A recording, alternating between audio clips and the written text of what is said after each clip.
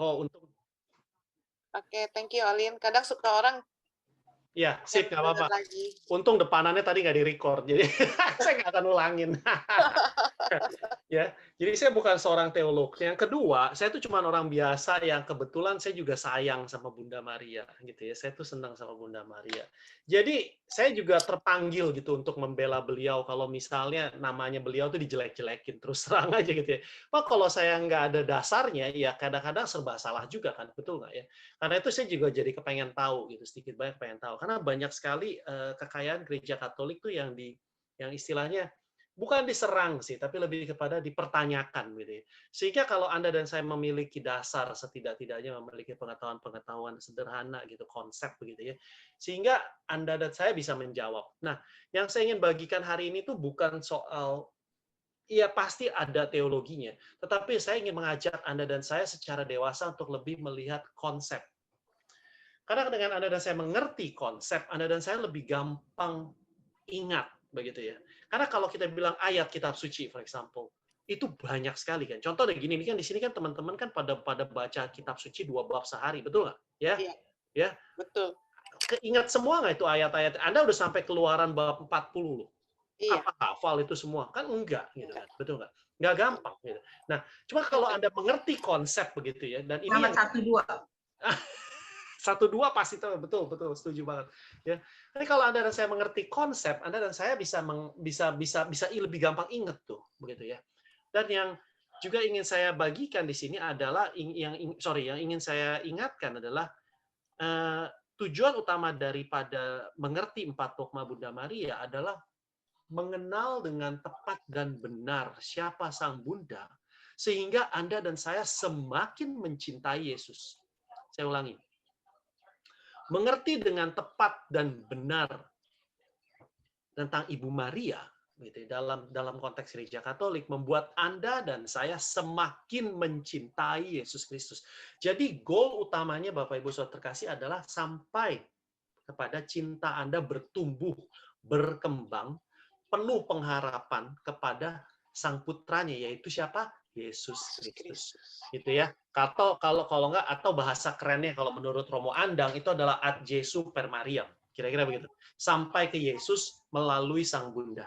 Gitu ya. Nah, apa sih dogma begitu kan ya Bapak Ibu? Dogma itu sebetulnya secara singkatnya itu ya saya ambil dari katolisitas.org, satu pengajaran dari gereja yang secara implisit maupun eksplisit yang dinyatakan dalam kitab suci atau tradisi suci yang dipercaya oleh gereja. Jadi ada yang implisit dan eksplisit. Apa sih implisit atau eksplisit? Implisit itu nggak jelas, kira-kira begitu. Nggak ketulis di mana-mana gitu. Cuman secara bisa kita tarik gitu ya, sehingga akhirnya gereja memutuskan begini. Gitu ya. Yang eksplisit itu jelas, cukup jelas begitu kira-kira. Ada tuh dasar kitab sucinya. Begitu ya. Contohnya seperti kalau kita ambil dalam konteks 4 dogma Bunda Maria, yang eksplisit itu cuma 1. Yang 3 lain tuh nggak benar-benar eksplisit gitu. Jadi bisa masuk kategori implisit begitu ya. Nah, dan sebelum saya mulai, Bapak Ibu Saudara terkasih, kalau saya tanya Anda semua di sini ya, di sini siapa yang bisa bikin nasi uduk? Wah, ya. Bisa makan kok. Bisa. Banyak. Kalau bisa Tante makan saya Lina, angkat tangan. nasi ada uduk. Lina, ada Yulia, ada siapa lagi? Oke, Banyak tuh. ada Ci Yulia, ada Ci Lina, terus siapa lagi yang bisa bikin nasi uduk? Ada Jelly. Saya gampang. Tuh bisa. Tuh kan, Ci tuh. Maria bisa. Nah, sekarang saya tanya, bikin nasi uduk itu menu dasarnya apa sih? Beras. Nasi, Santan. Beras, santan, Apalagi? daun Koriander. pandan, Ya, semua sama nggak? garam, lain. Tapi bahan dasarnya sama. sama. Nah, karena itu saya cuma mau bilang begini. Apa yang saya bagikan itu banyak saya ambil dari pengajaran-pengajaran yang ada dari katolisitas, dari romo-romo tertentu, saya baca dari katekismus, begitu. Dan saya percaya Pak Stef sama Bu Ingrid atau Romo Yosep atau Romo Robi nggak keberatan lah saya copy paste, begitu kira-kira begitu. Ya, kurang lebih begitu dah. Jadi ya, kalau ada nanti di sini ada yang mungkin udah pernah baca katolisitas, yang Olin sampaikan ini mirip-mirip banget sama katolisitas. Ya emang dasarnya sana. Mending kalau udah baca, Lin. It's okay. Nah, Bapak Ibu Saudara terkasih, sekarang saya akan masuk dogma yang pertama. Dogma yang pertama itu adalah berbicara mengenai Maria adalah Bunda Allah. Maria is the truly of the Mother of God. Gitu ya. Nah, gampang yang paling gampang menjawab dogma ini adalah begini. You percaya nggak bahwa Yesus Allah? Ya. Percaya. Kalau percaya Yesus adalah Allah, sekarang begini, kalau misalnya nih ya, seorang ibu punya anak. Anak itu manggil ibunya apa? Mama. Mama, Bunda. Ya udah. Kalau Anda percaya Yesus Allah, ya Yesus manggil mamanya apa? Ya Bunda Allah. Bunda. Udah kelar. Selesai. Ya, kita nggak usah panjang lebar. Ya, kita nggak usah panjang lebar. Ya, tapi kalau kita mau tahu lebih jauh lagi sedikit aja begitu ya. Nah, sekarang Bapak Ibu saya ingin mengajak pertama-tama adalah mari kita lihat perbedaan antara sapaan kabar gembira begitu ya, yang diberikan oleh malaikat Gabriel kepada Maria dan kepada Sakaria contohnya begitu ya. Gampangnya gitu ya. Kalau ada yang punya Alkitab boleh Anda buka itu Injil Lukas bab 1. Anda boleh lihat ayat 28. Ya. Di ayat 28 Injil Lukas bab 1 ayat 28 itu tentu di sini pasti banyak yang tahu dah. Ketika malaikat itu masuk ke rumah Maria, ia berkata, "Salam hai engkau yang dikaruniai, Tuhan menyertai engkau." Gitu ya. Kalau dalam bahasa Inggrisnya itu menurut Jerusalem Bible itu rejoice you who enjoy God's favor. The Lord is with you. Kalau menurut New International Version itu ada greetings you who are highly favored. Gitu ya. The Lord is with you. Ya. Hail Mary full of grace. Kira-kira begitu. Ya. Nah, itu adalah satu sapaan yang tinggi sampai malaikat aja itu kalau dalam gambaran teologi Katolik itu memberikan kabar gembira ini malaikat itu sampai harus sujud, nunduk, menyembah. Padahal dia malaikat loh. Terhadap manusia yang satu ini, sang perawan ini tuh betul-betul dia tuh hati-hati sekali. Karena apa? Karena di hadapan si malaikat Gabriel ini adalah seseorang yang sangat-sangat dikasihi oleh Allah. Begitu ya. Tangkap ya, saudaraku yang terkasih ya. Di sini. Nah, kalau kita bandingkan dengan malaikat Gabriel mengunjungi Sakaria dan Elizabeth, itu kalau Anda baca di Injil Lukas bab 1 ayat 13. Gitu ya. Ini bukan karena ayat 13 ayatnya nggak laki gitu ya, bukan. Coba Anda kalau boleh siapa yang udah ketemu Injil Lukas bab 1 ayat 13. Tapi malaikat itu berkata kepadanya, "Jangan takut, hai Sakaria, sebab doamu telah dikabulkan oleh Elizabeth, istrimu, akan melahirkan seorang anak laki-laki bagimu, dan haruslah engkau menamai dia Yohanes." Ya, demikianlah sabda. Terpujilah Kristus. Kristus. Lihat, malaikat itu berkata kepadanya. Begitu ya. Jangan takut, hai Sakaria. Dengan kata lain, dia berhadapan dengan suatu situasi di mana orang yang berhadapan dengan dia itu ada kekhawatiran, ketakutan, stres apa yang dia hadapi, nggak yakin ini dari Allah, ya, dan segala-segalanya gitu ya.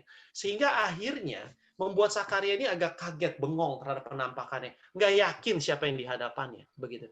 Sehingga malaikat kan cuma mengatakan bahwa sebab doamu telah dikabulkan dan istrimu akan melahirkan seorang anak laki-laki. Beda, Bapak Ibu Saudara terkasih, kalau kita lihat lagi ke Injil Lukas bab 1 ayat 28, sapaannya aja sudah berbeda.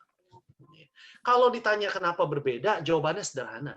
Karena Bunda Maria ini adalah kan menjadi gerbang, pintu kehadiran Allah turun ke dunia. Ya, tadi saya sudah sampaikan, kalau seorang wanita pada saat dia melahirkan seorang anak, ya wanita itu akan dipanggil bunda dong sama anaknya, betul nggak? Karena konsep ini, konsep yang sederhana ini, karena Allah Yesus itu adalah Allah, ya otomatis Maria disebut Bunda Allah. Yang menarik dan Anda dan saya harus pegang di sini adalah Yesus ini punya dua kodrat. Kodrat yang pertama adalah kodrat Allah. Kodrat yang kedua adalah kodrat manusia. Sehingga itulah disebut Yesus ini adalah sungguh Allah dan sungguh manusia. Sebagai manusia, kita kenal dengan nama Yesus. Sebagai Allah, disebut dengan nama Kristus. Menyelamatkan, menebus. Tangkap ya, saudara terkasih ya. Nah, satu contoh, Alkitab juga mencatat bahwa Maria ini disebut Ibu Tuhan atau Ibu Yesus. Contoh, di Injil Yohanes bab 2 ayat 1. Itu sebut kalimatnya gini, pada hari ketiga ada perkawinan di Kana yang di Galilea, Ibu Yesus ada di situ. Jadi disebut Ibu Yesus. Ya.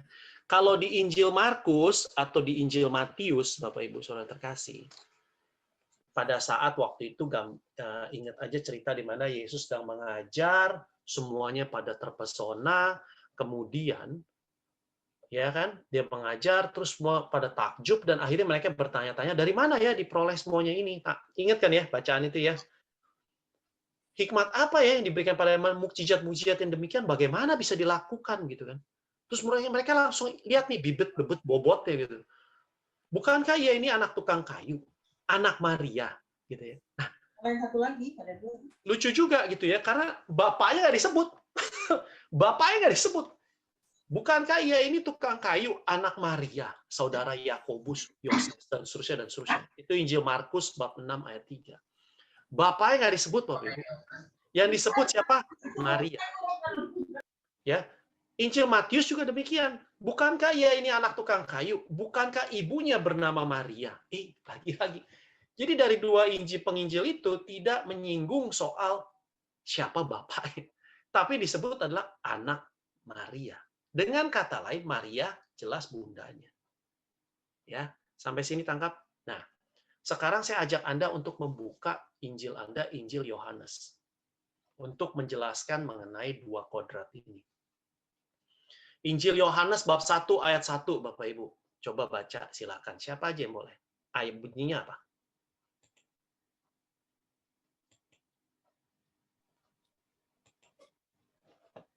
Pada mulanya adalah firman.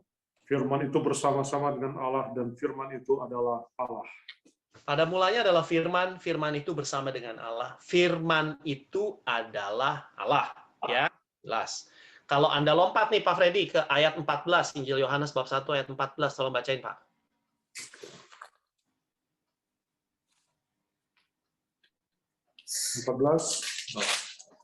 Injil Yohanes Firman itu telah menjadi manusia dan diam di antara kita.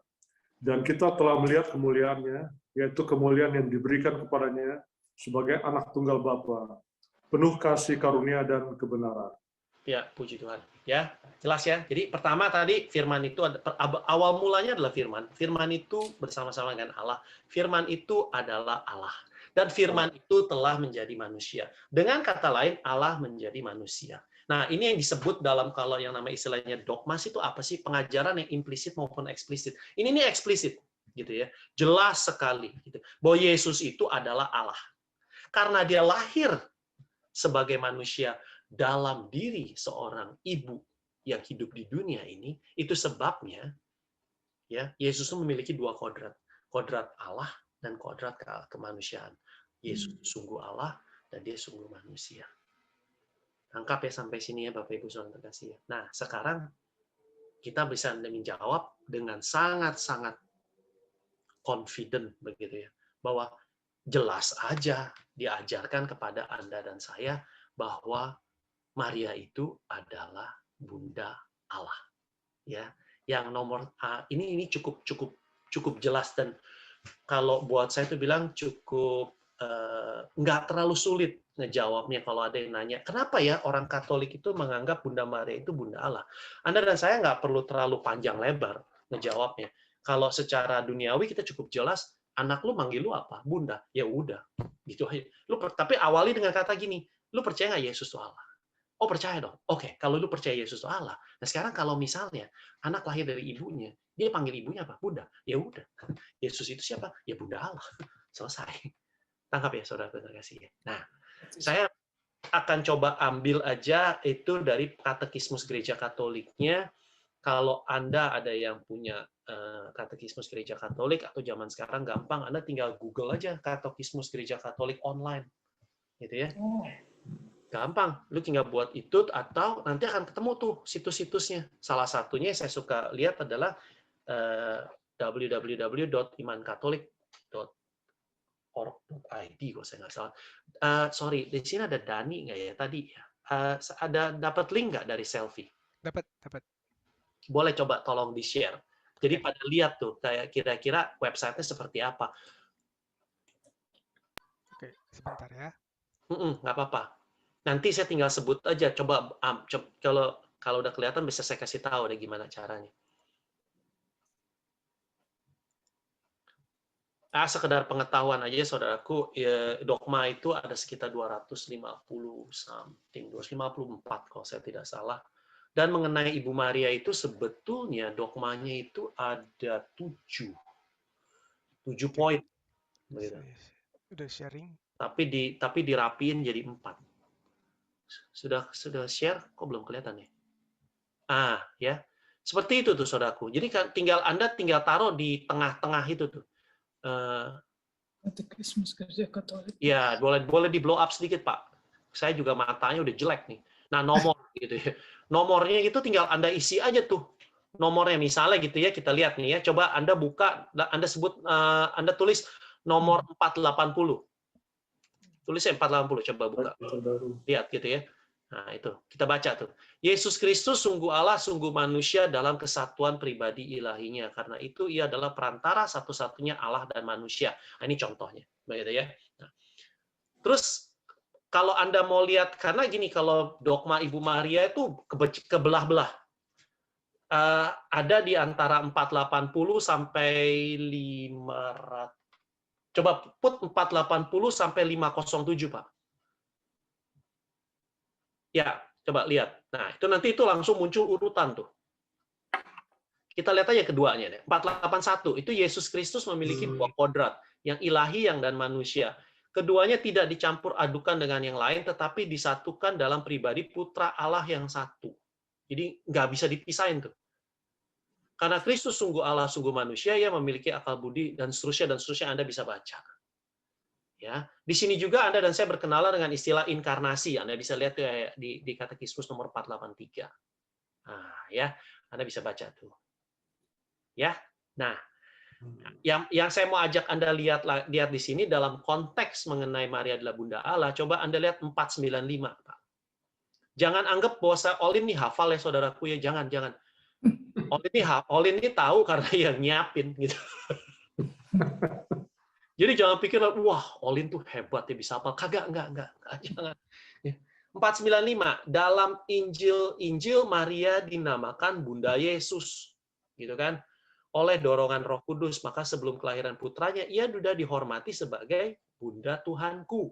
Ya, ini adalah kata-kata siapa? Elizabeth juga, begitu kan? Jadi simple. Sebetulnya kalau dogma yang pertama pretty much cukup eksplisit begitu ya saudaraku. Sehingga kalau Anda dan saya ketemu pertanyaan seperti misalnya, kenapa gereja menyebut Bunda Maria? Ya, Anda dan saya bisa jawab. Betul nggak? Setuju nggak? Ya, setuju ya. Confident aja. Paling gampang tuh kalau karena saya orangnya suka bercandaan gitu kan. Jadi kalau tanya, kenapa sih Lin Bunda Maria itu disebut Bunda Allah? Lu percaya nggak Yesus itu Allah? Percaya? Ya udah. Kalau seorang ibu punya anak, anaknya manggil mamanya apa? Mama atau apa? Bunda. Ya udah. Ya Bunda Allah, mamanya Allah. Apa bedanya? Gitu kan? Ya. Nah, yang sekarang kita masuk ke bagian dogma yang kedua. Ya. Dogma yang kedua ini adalah Santa Maria tetap perawan. Nah, saudaraku yang terkasih, sekali lagi kalau Anda cari 4 dogma Bunda Maria, itu urutannya bisa beda-beda tuh. Ada yang nyusun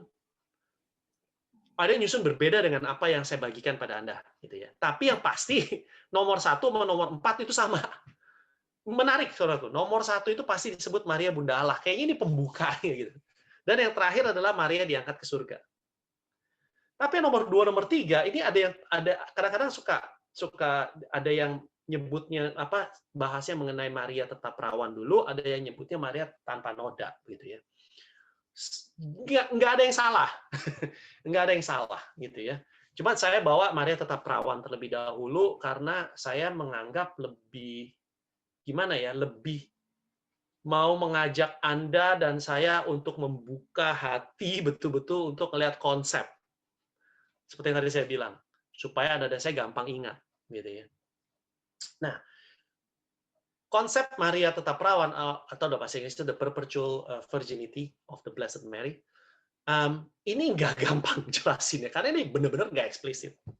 Apalagi itu banyak ayat bukan banyak sih, ada ayat di kitab suci yang memperlihatkan seperti tadi. Loh, bukankah dia ini saudaranya Yakobus, saudara si Yesus, saudara Yudas begitu kan ya. Ibu dan saudara-saudaranya itu udah jelas gitu kan. Itu udah dijelasin tuh. Masa Maria tetap perawan? Masa Maria nggak punya Yesus nggak punya adik kakak gitu kan ya. Nanti kita bahas lah pelan-pelan. Ya. Buat saya nggak gitu gampang. Dan juga waktu saya belajar mengenai Pak Tokmas sejak beberapa tahun yang lalu, terus saya juga nggak bisa nangkep gitu. Saya terima tuh saudaraku. Banyak orang Katolik bahkan bukan hanya orang Katolik, orang Kristen gitu ya. Percaya bahwa yang namanya Bunda Maria itu perawan sebelum melahirkan Yesus. Tapi kalau disuruh menerima dogma yang mengatakan bahwa Maria tetap perawan sebelum, saat, dan sesudah melahirkan, ini susah nerimanya. Susah. Kalau sebelum pada terima. Ya, coba Anda renungkan. Kalau sebelum nggak gitu sulit. Tapi kalau saat dan sesudah, ini yang sulit nih, saudara. Nah, bagi mereka yang baca kitab suci yang udah sampai kitab Keluaran, kan gak gampang, betul nggak? Menjembatani antara iman dan sejarah. Setuju nggak? Ya. I guess seperti kita yang coba ngerti baca-baca kitab Kejadian deh gitu ya, kan gak gampang loh. Coba misalnya kalau ditanya gitu ya, gimana tuh mengenai bahasa yang dipecah-pecah dalam kisah Menara Babel? Itu gimana kejadiannya? Ya, gak gampang juga ngejelasinnya, betul nggak? Ya. Nggak usah yang gitu deh, ambil yang ada unsur sejarahnya deh, gitu ya. Yaitu seperti gini. Contoh lah, Sarah yang udah tua. Ada yang ingat nggak yang udah baca kitab Kejadian? Sarah umur berapa? Again, saya ingat karena saya nyiapin. 90. Mantap Pak Freddy gitu ya. Itu kalau Anda lihat Ada di Alkitab, sorry. ada di Alkitab, betul banget gitu, langsung buru-buru baca gitu ya. Kok dipikir kan nggak masuk akal juga, gimana bisa hamil umur 90 gitu kan, betul nggak? Ya, nggak heran ketika si malaikat bilang kamu akan lahir, ya Sarah bilang gimana mungkin, kita orang dewasa ya, gimana mungkin gue birahi lagi sama suami gue, ya gue pusing gitu kan. Ya, begitu yang menarik nih saudaraku nih, kalau mau iseng-iseng gitu, ini bukannya nomor loto ya. Tulisan angka 90 tuh adanya di mana? Kitab Kejadian bab 17 ayat 17 loh. Itu 17 tahun sih benar gitu ya, lagi perawan ting-ting. Kalau 90 kan pusing juga saudaraku. Ya. Ini antara iman dan sejarah itu nggak gampang. Ya. Nah, untuk itu saya ajak Anda untuk konsep.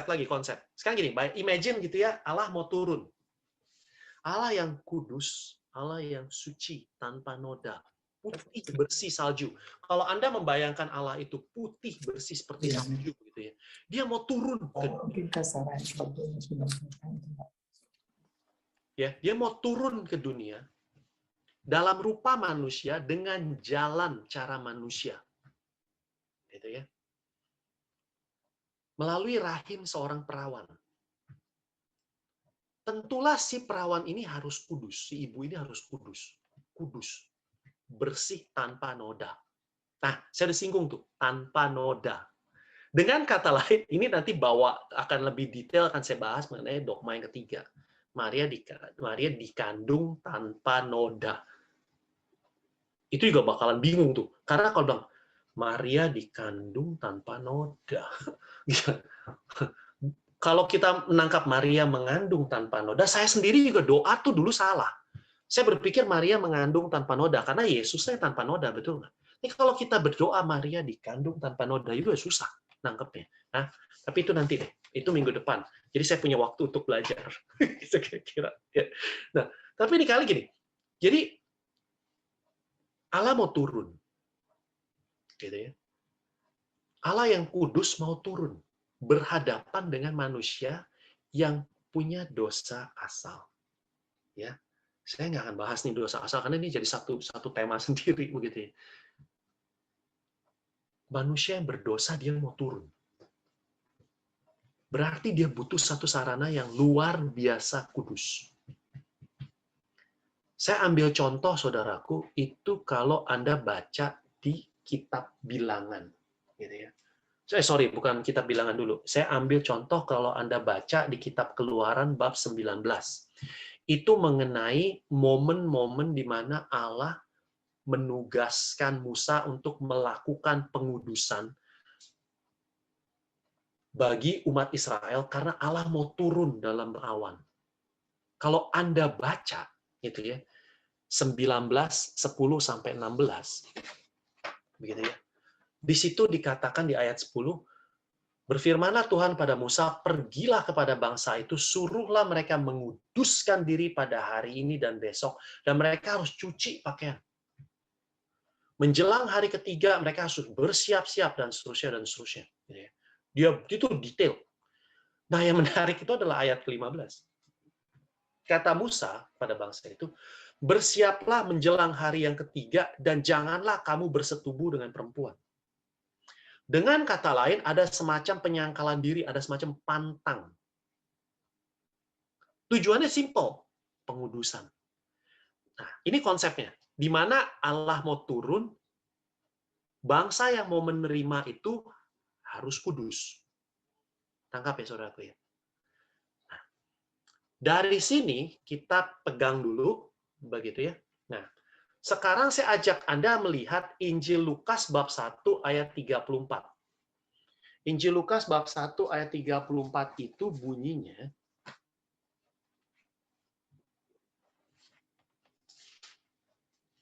kata Maria kepada malaikat itu. Jadi Anda dan saya masih ingatlah cerita ini gitu ya, bagaimana Maria itu kan dikatakan bahwa sesungguhnya engkau akan mengandung dan seterusnya dan seterusnya. Kata Maria kepada malaikat itu, bagaimana hal ini mungkin terjadi karena aku belum bersuami. Itu bahasa Indonesianya. Ya. Nah, kalau Anda lihat terjemahan bahasa Inggris ya, sekali lagi, itu kan banyak terjemahan bahasa Inggris, banyak banget deh, saudaraku gitu ya. Nah, ada dua terjemahan bahasa Inggris yang menarik. Yang satu pertama King James, yang kedua itu dari, saya nggak tahu nih bahasanya gimana. Douay, D-O-U-A-Y, apa itu ya? Douay Rheims Bible. Douay Rheims gitu ya. Kalau Anda Google, itu boleh tuh dilihat itu bahasa Inggrisnya begini. And Mary said to the angel, how shall this be done? Because I know not man. I know not man. I know not man. I know not man. Kira-kira begitu. King James juga nulisnya sama. Then said Mary unto the angel, how shall this be? Seeing I know not a man.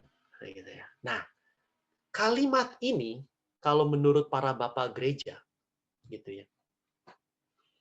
Dengan kata lain, jelas bahwa Maria itu perawan dan tidak pernah melakukan hubungan seksual gitu ya dengan laki-laki manapun. Ya. Dan ini hanya masuk akal kalau Maria ini memiliki yang namanya kaul keperawanan. Ya, wajar dong. Dia berarti mengatakan gua mau jadi perawan sebelum gua menikah misalnya begitu. Ya, wajar kan? Betul nggak? Ya. Dan kalau Anda dan saya baca dalam kitab Bilangan 30. Nah, ini boleh nih Saudara Dani boleh tolong dibuka kitab Bilangan 30 karena saya ingin baca agak beberapa ayat nih. Boleh di-share screen kali. Atau kalau Anda punya Alkitab. Tapi saya lebih prefer di-share screen aja mungkin pada bisa lihat gitu ya. Kalau di Alkitab bab 30 itu bicara mengenai buka yang ininya go to the right slowly. Satu lagi, terus satu lagi, again, sampai satu lagi, oke, satu lagi. Kok nggak ada ya Bible online? Ya, sampai situ tuh. Nah, nomor 2 dari atas itu kan kitab suci online. Nah, coba kasih lihat bab 30. Put aja di situ ayat 1 sampai ayat 16 lah. Kitab Bilangan. Kalau punya Alkitab itu judulnya Nasar Kaum Perempuan. Gitu ya. Ya, kalau kita lihat di sini, Anda nanti bisa baca gitu ya. Di ayat 3 itu kan mengatakan bahwa apabila seorang perempuan bernasar kepada Tuhan dan mengikat dirinya kepada suatu janji di rumah ayahnya, yakni pada waktu ia masih gadis, dan ayahnya mendengar nasar dan janji yang mengikat diri anak ini, tetapi ayahnya tidak berkata apa-apa, maka segala nasar itu tetap berlaku dan setiap janji mengikat dirinya dan tetap berlaku. Dengan kata lain digambarkan gini, jadi kalau Maria ini menyebut kaul keperawanan di hadapan ayahnya, gitu ya, Santo Yoakim, dan papanya ini tidak mengatakan enggak boleh begitu ya nggak bisa, ya nazar ini tetap. Kalau Anda lompat ke ayat 6, jika perempuan ini bersuami dan ia masih berhutang karena salah satu nasar atau salah satu janji yang diucapkan begitu saja yang mengikat dirinya, dan suaminya mendengar hal itu tetapi tidak berkata apa-apa kepadanya, pada waktu mendengarnya, nasar itu akan tetap berlaku. Ya, ini ada di kitab Bilangan nih.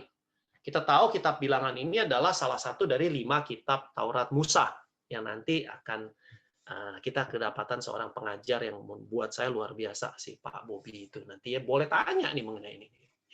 Nah, dari kitab Bilangan ini, saudaraku yang terkasih, rupanya sudah kita mendapatkan satu penjelasan bahwa yang namanya seorang wanita tuh bisa melakukan satu nasar.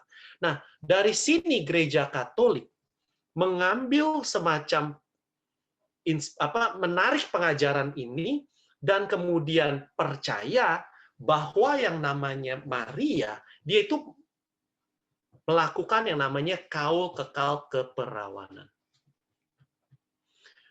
Sebelum dan sesudah.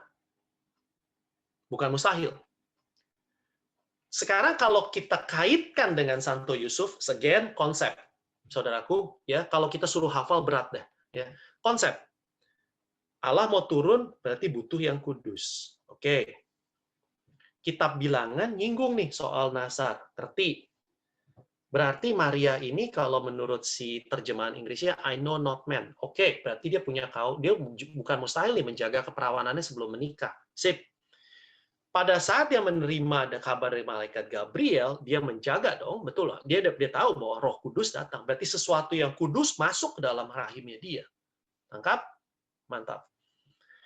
Santo Yusuf udah mau menceraikan istrinya diam-diam, betul?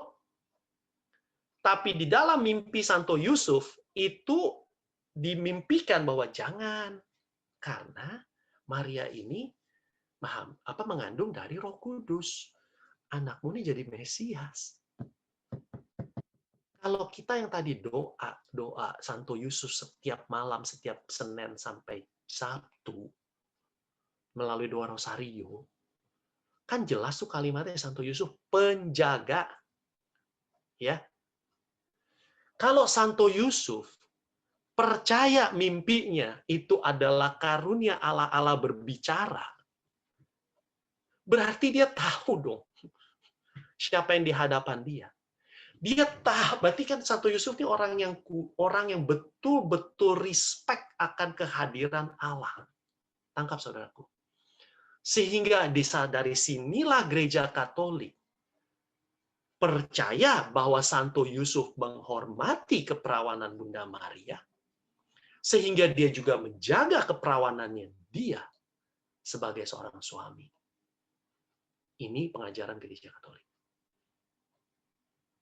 Jadi kalau Anda dan saya tangkap mulai dari konsepnya, Allah yang kudus mau datang, berarti rahimnya pun harus kudus.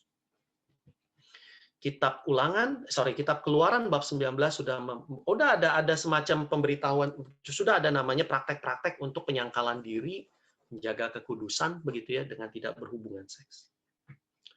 Oh, Maria menjaga keperawanannya, nasar seorang wanita ada jelas di kitab Bilangan. Kaitkan dengan Santo Yusuf, sehingga akhirnya gereja percaya bahwa Santo Yusuf pun dengan respect luar biasa terhadap pasangannya, karena Allah yang turun. Kalau Allah yang turun, mau turun, Allah yang turun ke dunia untuk menyelamatkan, menyembuhkan, memulihkan, masa dia mau merusak badan seseorang? Masa dia mau menghancurkan keperawanan Maria? Ini konsep gereja, kenapa akhirnya gereja percaya bahwa Maria perawan sebelum, saat, dan sesudah. Lengkap ya, saudaraku yang terkasih ya. Keperawanan Maria semakin menunjukkan kealahan Yesus. Dua kodrat tadi. Ya. Pertanyaannya umum adalah, Lin, di Injil Matius bab 1 sampai bab 1 ayat 25, Lin, coba baca, Lin, baca. Iya. Ia mengambil Maria sebagai istrinya, tetapi tidak bersetubuh dengan dia sampai ia melahirkan anak laki-laki. Betul? Apakah itu berarti dia bersetubuh dengan Maria setelah melahirkan? Gak tahu juga. Gak jelas juga. Nah, di sini saya harus kutip.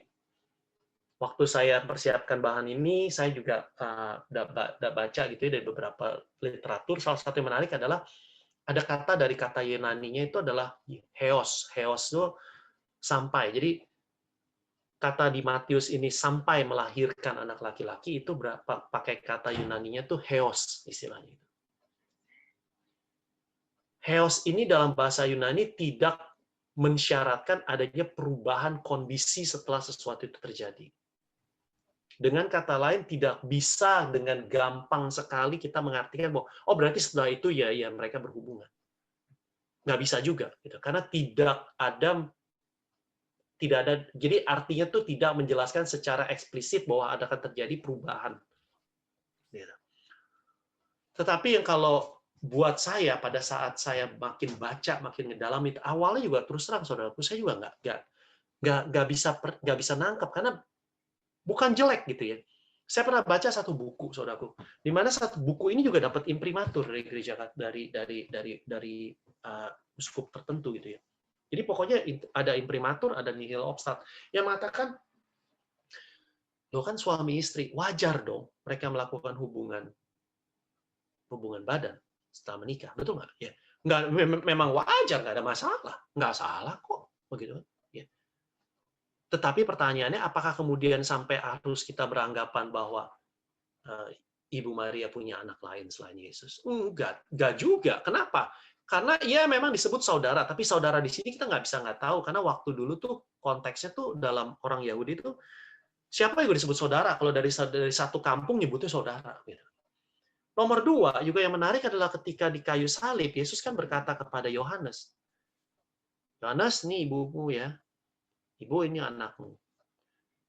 Kalau Yesus punya adik, ya Yesus titipin mamanya sama adiknya dong. Simple aja. Ini enggak. Jadi kita nggak bisa secara harafiah juga, gitu ya. Kalau nggak ada di Alkitab, berarti bukan. Tangkap ya, saudara. Atau ada di Alkitab, pasti iya, gitu ya. Hati-hati dalam konteks karena itu ada yang namanya nih kalau menurut si Romojo tuh jadi baca juga konteks gitu ya, apalagi kalau bacaan Katolik itu kan ada benang merah, jadi sehingga hasilnya kita juga bisa melihat.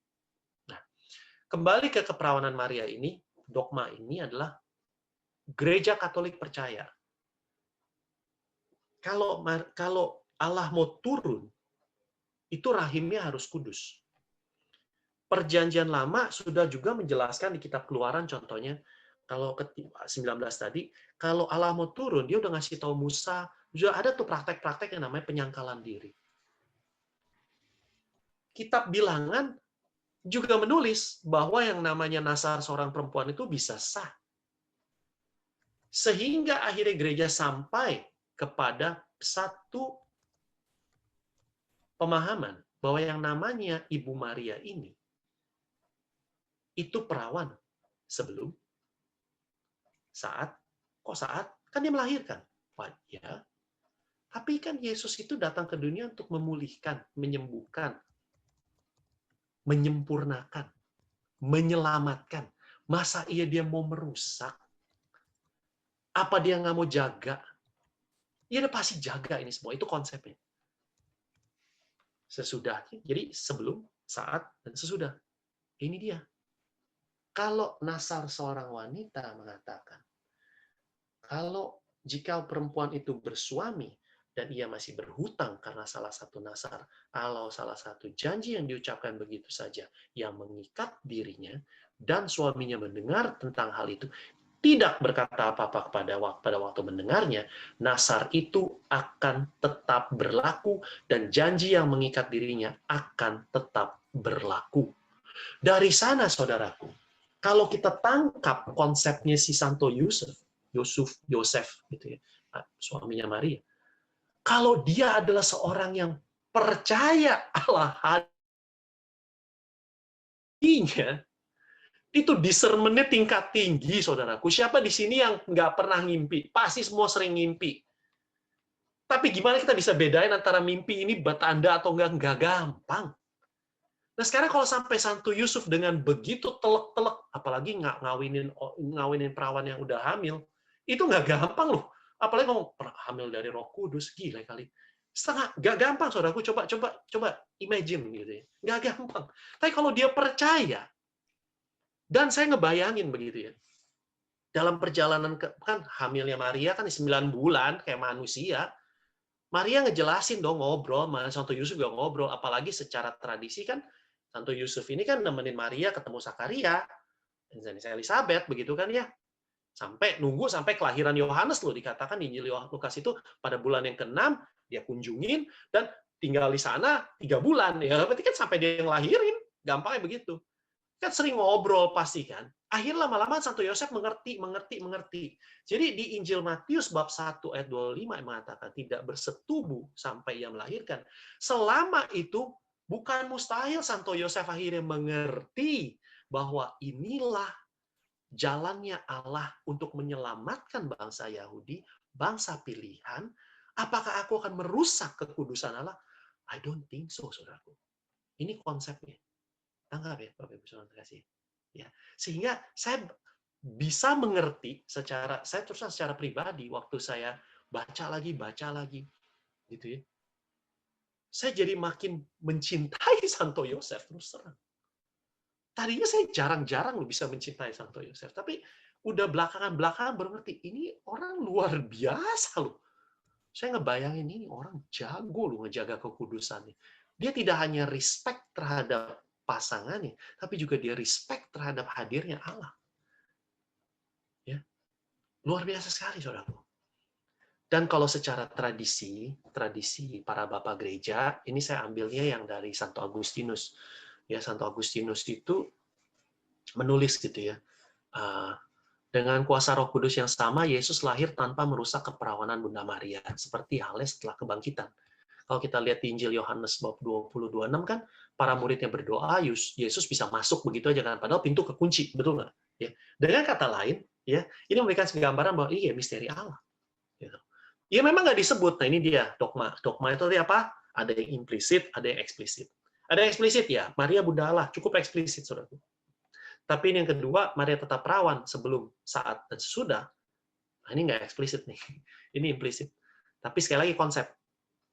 Allah hadir, dia butuh tempat yang kudus. Nanti saya akan bahas lebih jauh mengenai Maria dikandung tanpa noda nanti, gitu ya. Kitab Keluaran bab 19 sudah memperlihatkan ada loh praktek-praktek di mana Allah meminta untuk menjaga kekudusan. Nasar seorang perempuan ada loh ternyata. Dan kalau suami tidak mengatakan no, berarti itu nasarnya tetap berjalan terus tuh. Berarti Maria menjaga keperawanan sampai dia mau melahirkan. Ya. Santo Yusuf, orang yang bisa percaya Allah yang hadir karena mimpi, berarti ini orang discernment-nya tingkat tinggi loh. Tangkap ya Bapak Ibu ya. Jadi dari sini kita bisa istilahnya tuh melihat gitu ya. Melihat di mana konsep ini supaya kita lebih gampang ingat gitu. Nah, Santo Agustinus juga nulis begini. Nggak mungkin bahwa ia yang datang buat menyembuhkan kerusakan, korupsi, malah merusak keutuhan pada awal kedatangannya. Jadi Santo Agustinus mengatakan nggak mungkin. Jadi ini adalah untuk menjawab saat melahirkan. Terus kalimat I know not man, menurut Douay-Rheims Bible ini, Santo Agustinus mengatakan adalah satu ungkapan bahwa Bunda Maria ini hidup selibat sepanjang hidupnya. Ini mengingatkan saya pada ayat di Injil Matius bab 19 ayat 12b. Dan ada orang yang membuat dirinya demikian karena kemauannya sendiri oleh karena kerajaan surga. Siapa yang dapat mengerti, hendaklah ia mengerti. Dari sini saya baru ngerti gitu ya. Ayat ini jangan-jangan begitu. Wow, bisa didebat sih. Ini Yesus pengen ngomong soal Bapa ya jangan-jangan. Santo Yusuf. Ada orang yang membuat dirinya demikian karena kemauannya sendiri oleh karena kerajaan surga. Siapa yang dapat mengerti, hendaklah yang mengerti. Yesus nggak maksa. Bisa didebat sih apa yang saya pikirkan. Cuma saya pikir-pikir karena waktu saya nyiapin bahan ini gitu ya. Dan juga udah mulai baca sejak berapa bulan yang lalu gitu ya. Karena saya nggak nangkep terusan saudaraku. Saya agak bebel. Karena otak saya tuh rada-rada fakta gitu ya, sejarah istilah gitu. Jadi suka mikir gitu, apa sih begini, kenapa nggak begini, kenapa nggak begini. Jadi waktu saya baca lagi dari ensiklop, dari Wikipedia juga, dari pengajaran Romo-Romo juga, terus ada dari Katolisitas. Baru pelan-pelan akhirnya saya waktu menyiapkan ini gitu ya. Saya baru ngerti gitu ya, kenapa yang namanya kita itu, Bapak Ibu Saudara terkasih, orang dari orang Katolik itu bangga loh. Punya seorang ibu yang nemenin. Dia tuh Bunda Gereja, Saudaraku. Kenapa dipanggil Bunda Gereja? Ini juga katanya, kenapa sih Bunda Maria disebut Bunda Gereja? Enggak make sense. Gitu ya. Dia kan cuma Bunda Allah, oke lah, gue terima lah Bunda Allah, Bunda Yesus gitu. Kenapa disebut Bunda Gereja? Gitu kan? Nah, kalau Yesus itu kepalanya gereja, gereja itu umatnya, Anda dan saya umatnya. Berarti Anda dan saya kan anggotanya, betul nggak? Kalau ibu ngelahirin anak itu kan ada kepala sama anggota ya. Ya udah. Yesus, Bunda Maria adalah Bunda Gereja. Gampangnya. Gitu loh. Secara keseluruhan, jangan hanya membayangkan gereja itu building. Ya saya percaya Romo Suroto juga menjelaskan apakah ada keselamatan di luar gereja. Jangan hanya menganggap gereja ini building, bukan. Tapi iman akan Yesus. Nah ini dia. Bapak Ibu, makanya terus dalam perjalanan hidup ini sharing saya pribadi sih ya, 25 tahun gitu. Kenapa saya sebut 25 tahun? Karena separuh umur saya tuh Yesusnya nggak di sini gitu, di sini dan di belakang gitu. Jadi, setelah saya ngalamin hidup baru, saya ngalamin pertobatan, saya mulai belajar, saya bergumul banyak dengan dogma-dogma yang saya nggak make sense. Dan yang sering kali ditentang ya salah satunya Bunda Maria, purgatori, begitu kan ya. Nah, purgatori itu saya juga pernah punya pengalaman di mana saya ditanya sama yang akhirnya saya tahu dia seorang pastor dari gereja lain gitu.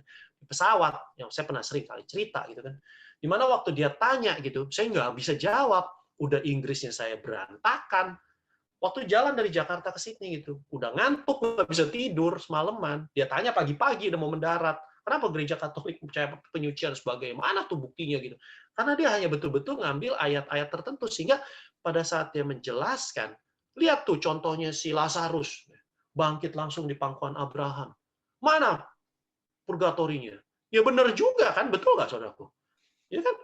Terus waktu dia sebut tuh penjahat yang di sebelah kanan, disebut hari ini juga engkau bersamaku di Firdaus. Mana purgatorinya? Ya benar juga sih waktu dia ngomong begitu. Apalagi kan pastor-pastor gitu kan khotbahnya kan hebat-hebat loh saudaraku. Ya kita confident sih kok. Ya juga ya, mengkeret juga gitu kan. Tapi begitu Anda dan saya mulai baca, pelajarin pelan-pelan, buka hati begitu. Saya mulai mengerti dan akhirnya iya luar biasa ternyata secara implisit ucapan Yesus mengenai tidak ada dosa yang diampuni di dunia ini, tidak, di dunia akan datang pun tidak. Itu kan implisit loh saudaraku. Kalau Anda baca nih, bacaan Injil kemarin, dosa hujat Roh Kudus tidak diampuni di dunia ini tidak, dunia akan datang pun tidak. Berarti kan kalau ada dosa yang tidak diampuni di dunia ini dan di dunia akan datang, berarti ada dosa yang diampuni di dunia ini, terima sakramen pertobatan, dan ada dosa diampuni di dunia akan datang. Pertanyaannya, dosanya diampuni di dunia akan datang, gimana caranya? Dari sana Gereja Katolik percaya bahwa ada namanya tempat transisi. Bahwa ada dosa bisa diampuni. Supaya dia bisa masuk surga. Dari sanalah pengajaran purgatori itu muncul. Jadi begitu saya dapat ini, gitu ya. Waduh, saya walaupun baru dapat dikit, saya orangnya nggak bisa diam. Udah saya cerita. Nanti kalau saya nggak tahu, saya belajar lagi. Saya cerita lagi. Ya, karena kalau saya nunggu, saya juga sempurna, mungkin nggak kebagian. Mungkin nggak ada kesempatan. Nah, sekali lagi, jadi waktu saya baca gitu ya, again, 4 dogma. Dogma yang pertama, eksplisit. Maria Bunda Allah. Dogma kedua, Maria tetap perawan sebelum, saat, sesudah. Nggak gampang. Tapi kalau kita mau coba buka hati, kita mau coba, kenapa kita lihat, apa sih ada di kitab suci? Gitu ya. Apa sih dalam tradisinya tuh gimana sih sebetulnya? Apa sih sebelum ada kitab suci kan ada tradisi, saudaraku. Terus magisteriumnya apa sih, gitu kan? Kenapa sih sampai Gereja Katolik punya dogma ini begitu? Dan sampailah pada Anda dan saya sekarang dapat pengetahuan, gitu, bukan pengajaran khusus sekarang ini, dan pengetahuan bahwa make sense Gereja Katolik itu percaya, mengimani, dan meminta umatnya untuk percaya bahwa Bunda Maria itu perawan sebelum, saat, dan sesudah. Begitu Anda menerima ini, bukankah Anda dan saya semakin memandang luar biasa Santo Yosef? Saya terus terang, ini jadi luar biasa. Saya semakin mengasihi Santo Yosef, bagaimana beliau itu menghormati tahta suci Allah dalam rahim Sang Bunda. Bagaimana dia bisa sebagai suami menghormati keputusan Sang Bunda menjaga kesucian. Jujur aja, saudaraku, ketika Anda dan saya kita tahu istri kita hamil, ya kita juga masih hubungan. Sampai nanti titik waktu belum betul-betul udah perutnya udah besar, istilah itu waktu melahirkan. Ya, apakah salah? Enggak salah. Tapi bagaimana Santo Yosef bisa melakukan ini semua? Itu luar biasa. Dan yang paling luar biasa adalah Santo Yosef menjaga hidup selibatnya demi kerajaan Allah. Sehingga waktu saya tangkap ini semua, dan baru akhirnya saya jadi keinget gitu ya. Jadi ucapan Yesus di Matius 19:12, dan ada orang-orang yang membuat dirinya demikian oleh karena kemauan sendiri, oleh karena kerajaan surga. Saya langsung orang pertama yang saya keingat adalah siapa? Ya Bunda Maria dan Santo Yosef. Aduh, luar biasa sekali Gereja Katolik. Nah, Bapak Ibu Tuhan terkasih, udah malam nih, kita stop dulu kali ya, karena dua dogma aja. Saya sih udah siap yang ketiga, sama yang keempat. Cuman mending saya kasih waktu saya belajar juga, gitu kira-kira ya. Karena bukan mustahil ketemu lagi dan ketemu lagi. Ya. Padahal makin seru. Ya, puji Tuhan deh gitu ya. Nah, Bapak Ibu Saudara terkasih, kita sih masih ada waktu kalau memang mau ada tanya jawab boleh atau sharing gitu ya. Tetapi bagian yang terakhir yang saya mau sampaikan adalah berbahagialah dan banggalah kalau Anda dan saya menaruh harapan untuk dikabulkan doa oleh Yesus melalui Bunda Maria. Karena itu dia, Yesus berdiam di dalam rahim Sang Bunda. Imagine itu, saudaraku. 9 bulan, Bunda Maria itu menjaga. Siapa ibu di sini yang nggak sayang sama anaknya pada saat dikandung? Jaga, betul-betul dijaga. Yesus itu begitu berterima kasih sekali sama mamanya. Berterima kasih sekali, dia adalah bayi yang sangat lemah. Sehingga pada saat harus ngungsi ke Mesir, itu adalah semua itu tanggung jawabnya si Santo Yosef loh.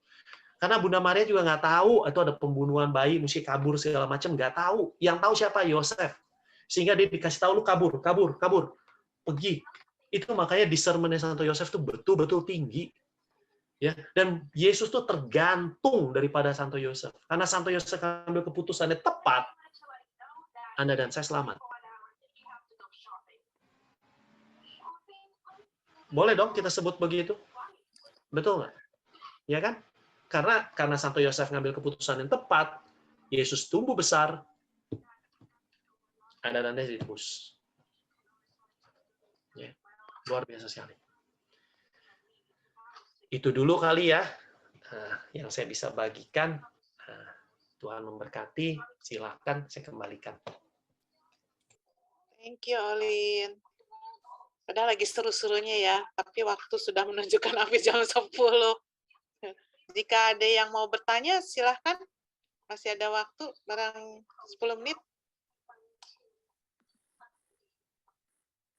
Ada yang mau bertanya nggak? Kalau nggak ada yang bertanya, berarti udah pada ngerti. Jadi Olin boleh tanya.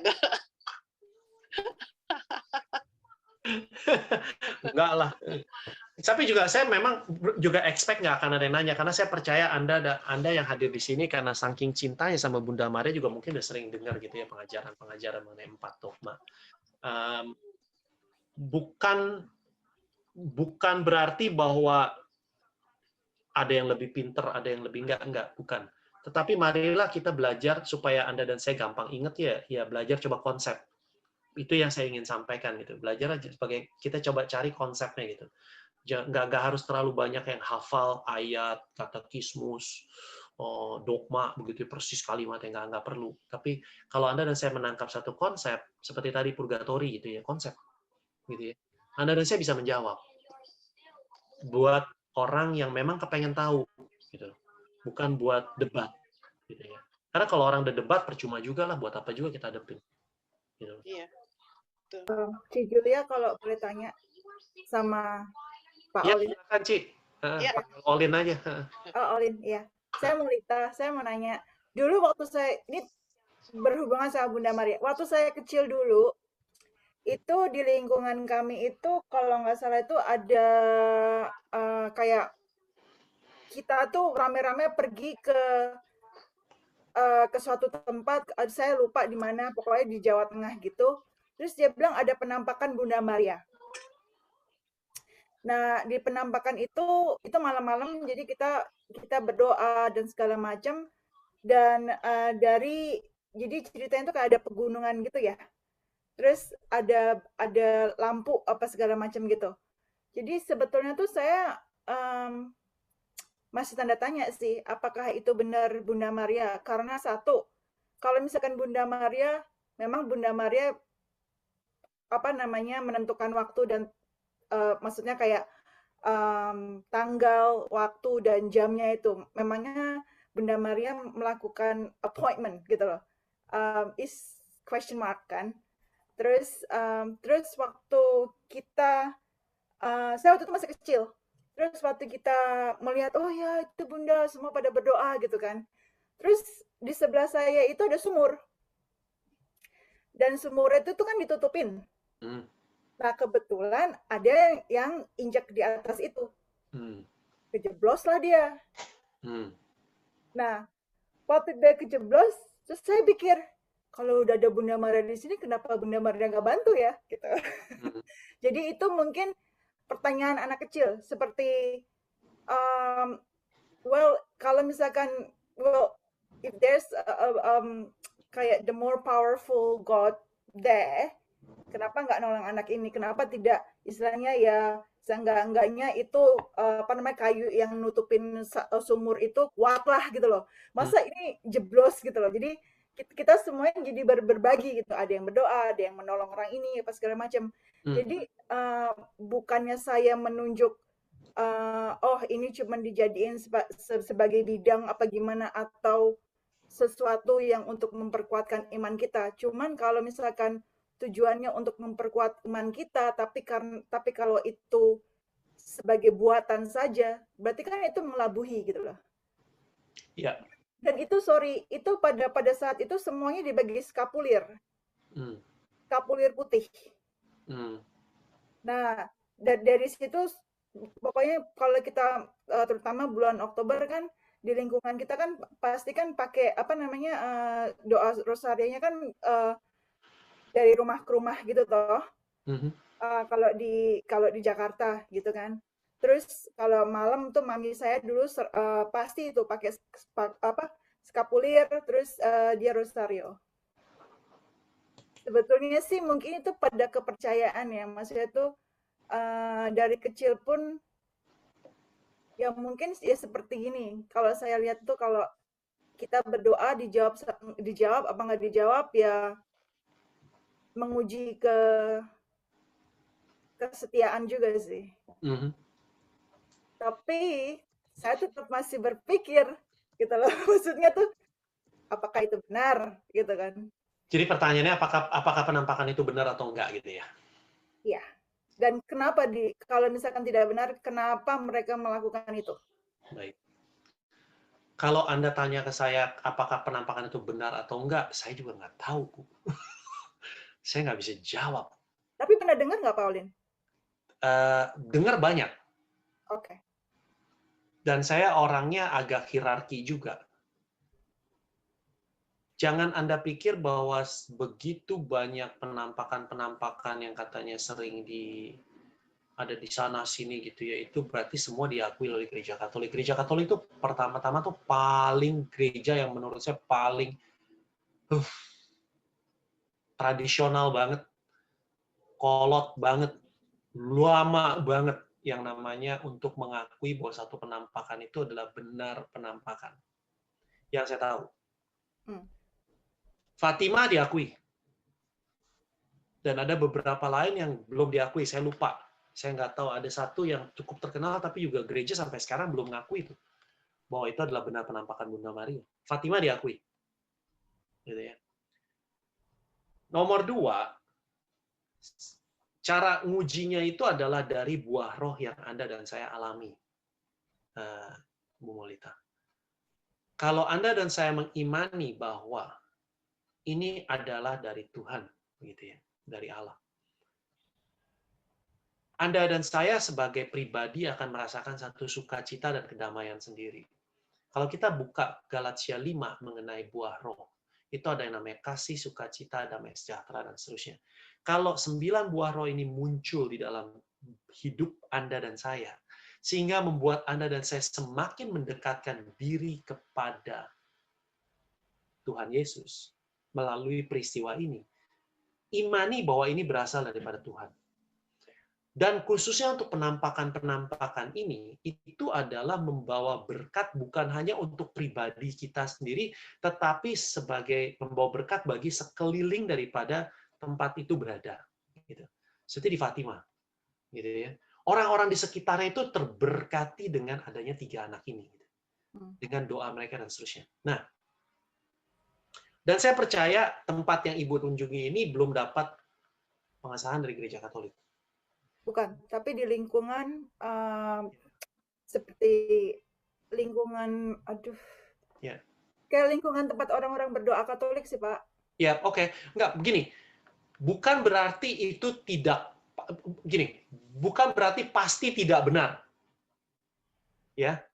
It doesn't mean it's absolutely wrong. Enggak. Tapi itu bukan mustahil itu benar. Cuman hanya pada saat mungkin Gereja Katolik masih menyelidiki dan seterusnya sampai satu hari gitu ya. Gereja Katolik itu memutuskan yes or no. Gitu. Nah, sambil berjalannya waktu ini, pertanyaannya saya adalah ketika Anda dan saya ke sana berdoa, apa yang Anda dan saya alami? Kalau Anda dan saya mengalami sukacita, mengalami buah roh ini, memberikan pertumbuhan iman buat diri kita, sehingga akhirnya mendekatkan hidup Anda dan saya, mempertobatkan hidup Anda dan saya kepada Tuhan Yesus, imani bahwa memang Bunda Maria pernah datang ke sana dan kehadirannya ada di sana. Tangkap ya, Bu ya. Buat saya kan gini. Satu contoh misalnya kayak waktu itu saya pernah saya di Lourdes gitu ya. Puji Tuhan bisa sampai ke sana gitu ya. Malam hari itu saya nggak tahu, cuma dibilang katanya ada doa, ya udah biasa doa rosario tiap sore, ya udah saya ke sana gitu, di pelataran besar gitu. Kita tuh kedesek, akhirnya kita tuh duduknya tuh di pinggir sekali begitu ya, kebagian di pelatarannya gitu, masih dapat. Waduh, jadi kayak nggak di tengah-tengah, di pinggir sekali begitu. Tapi luar biasanya ternyata pada saat itu justru ada perarakan patung Bunda Maria naik ke podiumnya begitu ya, melalui jalanan di tempat kita ada di situ gitu. Sehingga begitu dekat gitu ya antara kami melihat patung Bunda Maria ini diarak gitu ya. Waktu itu saya betul-betul nggak tahu bagaimana gitu ya, pada saat berdoa kayaknya ada aura environment-nya gitu ya, betul-betul mendukung, di mana rasanya kepengen berdoa gitu. Rasanya betul-betul kepengen, udah deh Tuhan, lu hebat, lu luar biasa deh, gue nggak punya apa-apa, tolong gue gitu, kira-kira begitu. Jadi ada semacam bagaimana gitu ya. Makanya saya nggak heran gitu, sampai sekarang di Lourdes pun banyak sekali mukjizat. Gitu. Jadi, dan akhirnya waktu itu, waktu saya renungin lagi gitu ya, contoh. Waktu sempat habis itu kami ada kesempatan jalan ke Basilika Santo Peter. Di dalam di dalam Basilika Santo Peter itu kan yang mungkin yang pernah ke sana gitu ya. Gede banget kan. Itu orang semua di sana tuh datang pada foto semua. Nggak ada yang doa. Saya nggak ngerasain bahwa ini adalah kehadiran Allah di sana. Jujur aja saya ngomong. Namun pada saat itu di salah satu sisi daripada di dalam nih, saya di dalam gerejanya Pak Santo Petrus, ada satu sisi kayak kapelnya aja udah gede gitu kan, dijaga sama security. Terus saya ngelongok gitu ke dalam, saya cuma ngomong sama security-nya. Istri saya udah bilang, memang boleh masuk, udah ikut aja, udah sama gue katanya. Saya langsung ngomong, can I go in? Saya bilang, I wanna pray. Bisa security-nya nih bilang, masuk Pak, silakan, go ahead. Waktu saya masuk, terus ditutup lagi kan. Terus ada orang-orang yang pakai kamera gitu segala macam mau lihat itu. Nggak boleh kalau masuk. Kita berdua sih. Saya sama istri saya langsung masuk. Nyelonong. Ada pentatahan sakramen Maha Kudus pada saat itu. Saya benar-benar merasa, duh Tuhan luar biasa. Saya di dalam Santo Peter itu begitu terkagum-kagum sama gerejanya. Semua orang demikian, foto-foto sana-sini, sana-sini. Ya begitu masuk kapel, itu saya ngeliat para suster, mungkin para diakon gitu ya. Itu lagi pentatahan sakramen. Di saat itu kami berdoa. Dari sana saya ngambil satu kesimpulan adalah, apakah saya harus di Lourdes untuk ngalamin Bunda Maria dan kerahiman Allah? Gitu istilahnya. Atau sesungguhnya itu adalah suasana batin Anda dan saya yang membuat Allah itu Anda rasakan. Dari sini jawabannya jelas, kita semua ngerti. Pada saat Anda dan saya berdoa, sudahkah Anda dan saya betul-betul berdoa membawa keberadaan kita, fisik kita bersatu secara rohani, secara spirit gitu ya, dengan keberadaan Allah. Karena Allah itu roh gitu. Dan kalau memang ini yang masuk, kalau istilah Cici, saya ini ada di sini si Shirley, itu adalah istilahnya adalah link gitu. Setiap saat nempel. Ya share ya, kira-kira begitu ya. Ya. Itu setiap saat buka link gitu ya. Nah, di situ adalah satu keintiman dengan Allah yang luar biasa. Sehingga mau di Lourdes kayak, mau di kamar kayak, mau di taman kayak, mau lagi nyetir macet kayak, begitu istilahnya. Allah hadir dalam diri kita. Tangkap ya, Molita ya. Nah, jadi kalau saya ditanya menjawab baliknya pertanyaan, apakah itu pasti kehadiran Bunda Maria? Saya nggak bisa jawab. Tapi kalau Anda dan saya di sana melihat suasananya, kalau soal kecelakaan tuh anak, ya yang jangan langsung bilang, kok Bunda nggak nolong? Ya salahnya tuh anak. Kalau saya bilang sih terus terang aja ya, kenapa mesti naik? Nah, sebetulnya kalau itu anak, saya suka ngomong sama kakak-kakak saya dulu waktu anak saya masih kecil. Anak tuh kalau kenapa-napa pada saat dia masih usia 5 tahun salah orang tua. Sorry ya Bapak Ibu. Kalau sampai dia kecelakaan, jatuh atau apa itu salah orang tua, kecuali memang orang tuanya nggak ada di sana. Kalau ada orang tuanya di situ, ya salah orang tuanya. Kalau saya gitu. Jadi saya tuh selalu bilang, kalau anak saya kenapa-napa pada saat dia masih umur 5-6 tahun sampai 5-6 tahun, ya saya ada di sana, saya yang salah, saya nggak jagain. Itu sih saya deh, nggak tahu kalau Anda dan saya. Ya. Nah, balik ke sana, tidak berarti bahwa Allah itu membiarkan penderitaan. Karena kalau dibilang begini ya susah juga ya. Contoh COVID sekarang itu. Berarti Allah ya enggak juga sebetulnya. Allah nggak bisa ngebiarin. Tapi memang kadang-kadang kita juga nggak ada jawaban. Gitu loh, untuk menerima misteri Allah.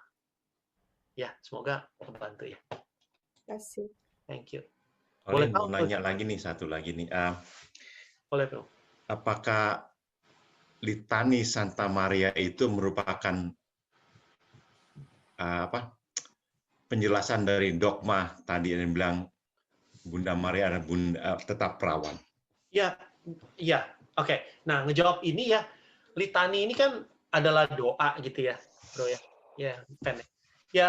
Ya bisa saja dasarnya doa ini adalah kalau kita mungkin saya belum pernah ngedalemin sih litani ini asal usulnya dari mana, saya nggak pernah ngedalemin. Mungkin ada.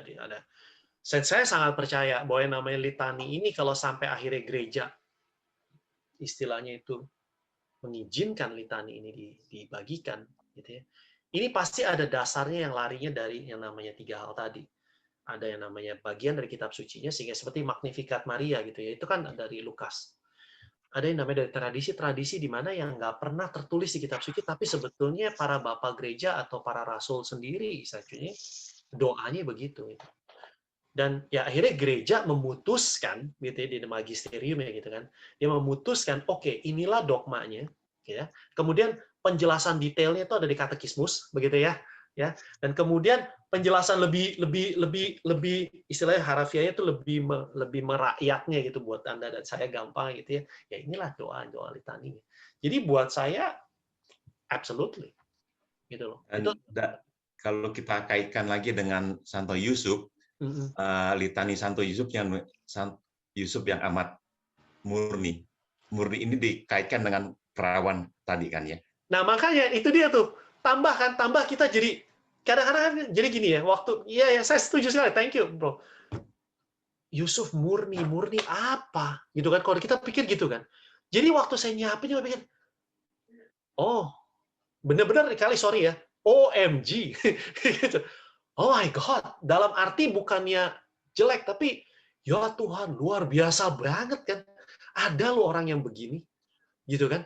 Sehingga jadi makin lagi gitu ya, membuat saya tambah yakin lagi, jangan-jangan Injil Matius tadi 19:12b ini, Yesus cuma mau bilang sebetulnya nunjuk ke bokap gua loh. Tuh, bokap gua tuh contoh manusia hidup, begitu kan. Sanggup menjaga kekudusannya demi kerajaan Allah karena dia tahu ngejagain gua. Ya, itu jadi saya semakin mencintai. Silakan didebat gitu ya, nggak ada masalah. Tapi gini, ini kan namanya iman ya. Jadi saya bela diri gitu kan, iman gua lo nggak bisa dong ya. Ini ada yang tanya nih, tadi itu udah dijawab ya. Boleh tahu di mana lokasinya gitu ya, tapi ya udah nggak tahu juga, lupa juga 30 tahun yang lalu. Iya. Halo Olin, Yo. saya boleh sharing dikit ya? Itu mengenai yang tadi di-sharingin sebelumnya itu, kayaknya saya pernah pergi juga waktu itu. Oh ya? Iya, tapi ya itu udah lama, sekitar ya, mungkin sekitar 30-an tahun lalu gitu. Itu di Sendang Sono kalau nggak salah. Oh oke. Ya, terus waktu itu, ya kalau nggak salah Sendang Sono. Oke. Terus waktu itu dibilang mau ada penampakan Bunda Maria gitu kan. Terus kita pergi ke sana sama rombongan gereja Kristoforus, kalau nggak salah saya ikut gitu rombongan pergi. Ya. Nah, waktu itu itu begitu banyak orang, itu sampai seperti orang mau nonton kembang api itu loh, cari tempat dulu gitu. Oh, jadi kayak show. Iya, jadi karena orang mendapat berita itu gitu. Saya juga termasuk pengen dong gitu kan menyaksikan. Terus waktu itu sampai kita tuh nginep itu sampai dari malam sampai nunggu besokannya lagi kalau nggak salah gitu, karena saya ingat tuh malam-malam kita doa di situlah segala macam gitu sampai besokannya. Terus seingat saya itu kita tuh bisa lihat mataharinya tuh bisa bergeser ke kiri ke kanan loncat-loncat gitu. Oh iya sih. Nah, saya ingat nggak? Iya. Nah, terus itu juga bingung. Kita bisa ngeliat matahari tuh, terus warnanya tuh bisa kayak biru-biru seperti jubah bajunya Bunda Maria itu. Saya ingat itu. Iya. Tapi setelah beberapa saat berlalu, saya dapat informasi itu rupanya enggak betul gitu. Iya. Jadi katanya itu kalau nggak salah orangnya namanya Thomas kalau nggak salah. Membuat itu dengan kuasa apa ya istilahnya kuasa gelap gitu katanya. Tapi orangnya itu kalau nggak salah udah meninggal. Thomas yang dari Surabaya bukan? Kalau nggak salah ya, saya lupa deh. Betul nggak Olin? Karena orangnya udah meninggal ya. Iya. Saya dapat berita gitu. Cuma Iya, saya jadi ingat. Oke. Kayak tanpa ngejudge lah. Jadi gini. Iya. Gini, saya jelasinnya gini. Bapak Ibu di sini ada yang punya Netflix kan? Kalau udah ada Netflix udah nonton Midnight Mass belum?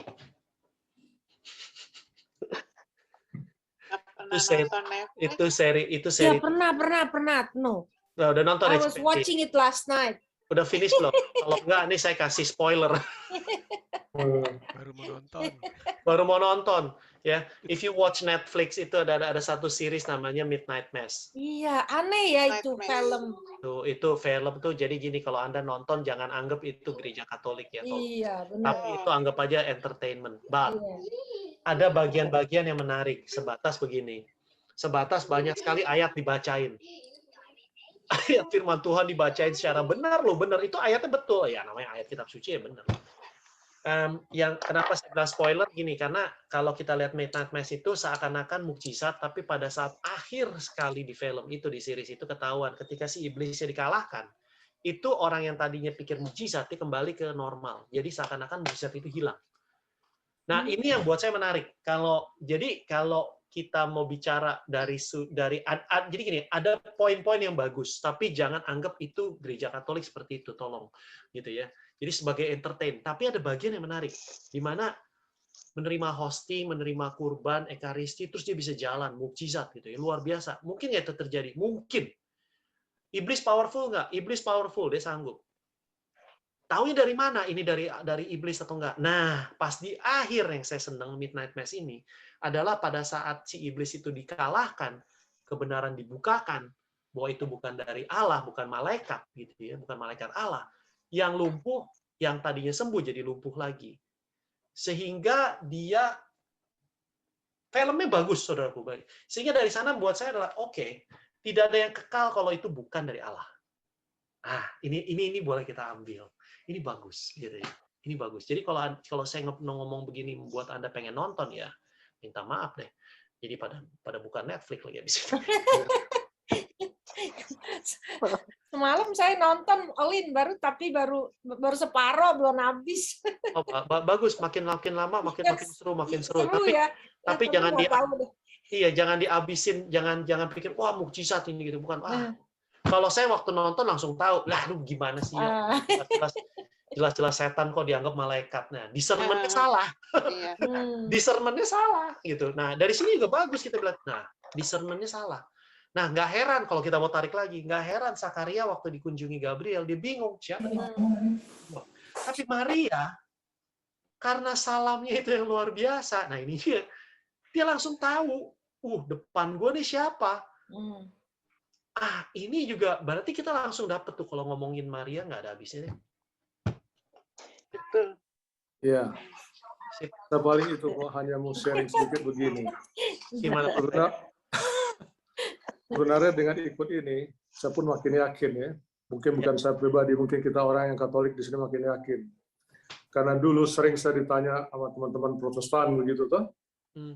Sampai saya bilang, ini semua kalau Bunda Maria nak mau terima kabar malaikat Gabriel bagaimana? Terus kalau mau Santo Yosef tidak mau lagi bagaimana? Kita orang tidak ada semua di sini. Terus itu biasa tuh, mungkin debat kusir orang Protestan. Tuh. Akhirnya walaupun saya hanya berkutat pada hal itu, tapi akhirnya malam ini saya makin lebih tahu jawabannya. Bahwa betul-betul kita harus mencintai Bunda Maria dan betul-betul harus respect sepenuhnya pada Santo Yosef. Kan? Betul kan? Coba pikir, kalau Bunda Maria nggak menolak saja, kita nggak ada di dunia ini. Begitu. Ya. Iya. Itu betul sekali Pak Freddy, betul sekali. Tapi kita nggak mau pakai jika. Nah ini dia. Saya pernah belajar waktu saya di Shekinah itu, jangan kita kalau emang ada orang yang mau tahu gitu ya. Jangan kita pernah mengatakan jika ini enggak, jika ini ya. Memang kita nggak ada yang tahu, itu udah jangan jika karena udah kejadian. Yang pertanyaannya sekarang adalah, oke, yang ini udah kejadian, yang ini nih, kejadiannya udah jadi. Sekarang kita mau apa? Nah, gitu loh. Nah, jadi kalau buat saya yang saya makanya saya senang, saya bersyukur gitu ya dapat kesempatan ini gitu, karena saya jadi belajar lagi, saya jadi baca lagi, saya jadi tambah mencintai lagi, mencintai. Iya, betul. Yosef dan Bunda Maria. Nah, ngerti, makanya kayak misalnya waktu itu Romo Anda ngajarin gitu ya, at Jesus et Mariam gitu ya. Kenapa kita mesti ke sana gitu? Kita jadi ngerti tepat dan benar. Gua nggak nyembah lu, enggak. Kita orang Katolik nggak nyembah Maria, enggak. Kita luar biasa, kita hormati luar biasa. Karena apa? Oh iya ya, kalau Allah mau turun, rahim ini mesti kudus loh, betul-betul harus kudus loh. Kenapa? Karena Musa aja dikasih tahu perjalanan panjang untuk nyiapin tabut perjanjian kayak apa. Ini lebih kepada nanti nih 3-4 gitu ya. Itu kan persiapannya betul-betul luar biasa. Sehingga baru kita ngerti, iya kalau gitu Bunda Maria ini luar biasa loh. Dan sudah dinubuatkan sejak perjanjian lama. Bahkan dari Kejadian 3. Bahwa keturunannya akan meremukkan kepalamu. Jadi bilangin begitu kok. Jelas. Ya kan? Kejadian bab 3 itu ada. Itu kalau dipikir, makanya kadang-kadang ya, saya minta maaf, tapi saya harus nyebut gitu. OMG gitu. Oh my God gitu. Benar-benar, ya Tuhanku dan Allahku. Itu kalau kita lagi istilahnya apa? Konsekrasi gitu. Kita katakan, ya Tuhanku dan Allahku. Ya Tuhanku dan Allahku. Itu kan pengorbanan Yesus yang membuat Anda dan saya selamat. Dari Kejadian bab 3 udah dibilang, ketika Allah sebelum menyuruh keluar itu Adam Hawa untuk keluar, dikatakan dia mengambil kulit binatang, kalau dia masih ingat, dan menyematkan ke tubuh mereka. Kulit binatang itu kan binatangnya dikulitin ya mati dong. Dan kemudian tujuannya apa? Untuk menyelamatkan, nggak bikin malu, menutupi dosa. Itu adalah gambaran daripada bahwa Allah ketika manusianya jatuh dalam dosa, dia langsung udah mikir, hanya bisa diselamatkan dengan apa? Dengan pengorbanan, dan karena dengan pengorbanan ini, bisa terjadi keselamatan. Makanya kita mau bilang, kalau kita lagi konsekrasi, mengatakan, ya Tuhanku dan Allahku, ini benar-benar ya luar biasa gitu. OMG, benar juga. Oh my God. Betul-betul luar biasa gitu. Ya. Jadi hawa baru maksudnya ya. Hawa baru ya. Wah, udah selesai tuh. Terima kasih. 4 udah beres berarti Pak Freddy. Bukan ini minimal makin mantap tuh menghadapi dorang-dorang suka tanya-tanya sama kita. Oke, saya tutup dulu ya. Silahkan kembalikan. Olin, doa penutup ya. Boleh, oke. Thank you. Baik, Bapak Ibu, saudara terkasih, terima kasih buat malam hari ini. Ya, kita boleh kumpul, kita boleh sharing-sharing. Saya minta maaf karena saya nggak banyak teologinya, nggak banyak katekismusnya dibahas karena saya lebih, saya bilang, satu, keterbatasan saya juga, kedua gitu ya, nanti daripada saya salah ngomong gitu kan, kalau makin banyak teologi, makin banyak ayat, takutnya saya salah ngomong gitu kan. Yang ketiga juga bisa kita juga bingung gitu. Jadi saya ngajak gimana caranya gitu ya untuk lebih arah kita dapetin konsep, dan saya berharap kita bisa pegang konsep ini gitu, bahwa ya seorang anak dilahirkan dari seorang ibu, ya ibunya dipanggil bunda ya. Dan kalau anak ini kan lahir ya ada kepala dan anggota, jadi manusia kan, makanya disebutlah Maria itu bunda gereja. Karena apa? Karena Yesus adalah kepala gereja, dan Anda dan saya adalah anggota gereja. Yaitu karena itu ya wajar. Gereja kata mengatakan Bunda Maria adalah bunda gereja. Luar biasa sekali. Dan Maria tetap perawan sebelum kaul kekal, kita mengerti. Kitab Keluaran bab 19 sudah menyinggung masa lalu itu banyak juga ada praktek-praktek penyangkalan diri untuk menjaga kekudusan. Allah mengakui nasar seorang wanita untuk menjaga kekudusan, salah satunya gitu dengan nasar. Dan kalau suami dan ayahnya itu tidak berkata apa-apa, berarti mereka mengiyakan nasar ini. Dan kalau kita konsep ini kita ambil dan kita mau coba renungkan dengan Santo Yosef yang orangnya juga murni dan discernment-nya tinggi gitu ya, bisa mengerti bahwa Allah hadir dalam mimpi, bukan mustahil bahwa yang namanya Bunda Maria itu memang punya kaul kekal keperawanannya. Nah, bagaimana kita menjelaskan saat? Ya kalau konsepnya Santo Agustinus, Bapak Gereja mengatakan, kalau Yesus itu datang untuk memulihkan, menyelamatkan, menyembuhkan, masa dia merusak? Nabi Yehezkiel juga ada sih yang mengatakan, di satu nubuat Yehezkiel itu mengatakan gerbang timur bait Allah. Tapi tadi saya nggak bahas gitu ya. Karena di mana dikatakan dalam nubuat itu adalah bait Allah yang baru, untuk masuk ke sana adalah satu gerbang yang selalu tertutup hanya ketika Yesus buka. Dan setelah itu tertutup lagi. Sehingga gereja percaya bahwa ini adalah bagian daripada ketika Allah lahir ke dunia melalui rahim Bunda Maria. Setelah itu bukan rahim yang tertutup, tetapi kesucian daripada gerbang itu dijaga. Sehingga akhirnya gereja percaya bahwa ya Bunda Maria ini tetap perawan, perpetual of the Virginity Blessed Mary. Gitu ya. Sebelum, saat, dan sesudah konsepnya. Gitu ya. Nah, baik Bapak Ibu, mari kita tundukkan kepala.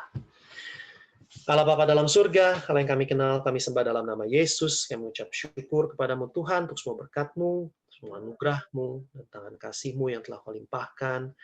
Anak-Mu telah selesai berbicara Tuhan, tapi aku percaya Engkau menumbuhkan rasa sukacita, rasa curious, rasa gembira dalam hati kami, untuk semakin mengenal Sang Bunda dengan tepat dan benar, sehingga kami semakin bangga memiliki Allah seperti Engkau. Dan kami makin bangga dengan orang-orang di sekeliling Kau, yaitu seperti Santo Yusuf yang kita belajar hari ini. Sehingga kami betul-betul mengerti, gitu ya, bagaimana Santo Yusuf itu nggak heran gereja menyebut sebagai pelindung. Nggak heran gereja menyebut Santo Yusuf ini sebagai yang murni. Gitu, karena memang luar biasa sekali. Sehingga akhirnya dia begitu respect terhadap pasangannya, respect terhadap kehidupannya. Dan semoga apa yang saya bayangkan, gitu ya, ucapan Kau sendiri, Yesus, kita mengatakan, bahwa ada orang-orang tertentu yang membiarkan hidupnya selibat karena demi kerajaan Allah, itu tidak lain mengarah kepada kedua orang tuamu sendiri. Dan ini sungguh luar biasa, saudara.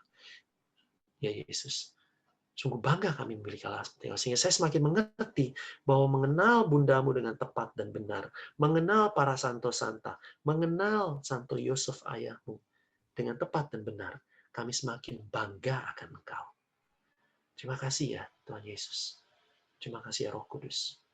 Aku berdoa Bapa untuk sahabat-sahabat yang masih di sini ataupun yang tadi juga join di Zoom ini.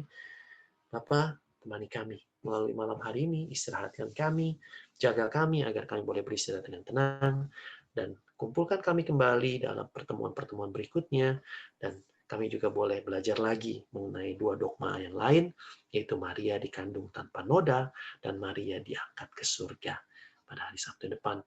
Segala pujian, hormat, dan kemuliaan kami kembalikan dalam satu nama Tuhan kami, Yesus Kristus. Dan semoga kita semua selalu dilindungi dan diberkati oleh berkat Allah yang Maha Tinggi, turun dan memberkati kita semua, dalam nama Bapa dan Putra dan Roh Kudus. Amin.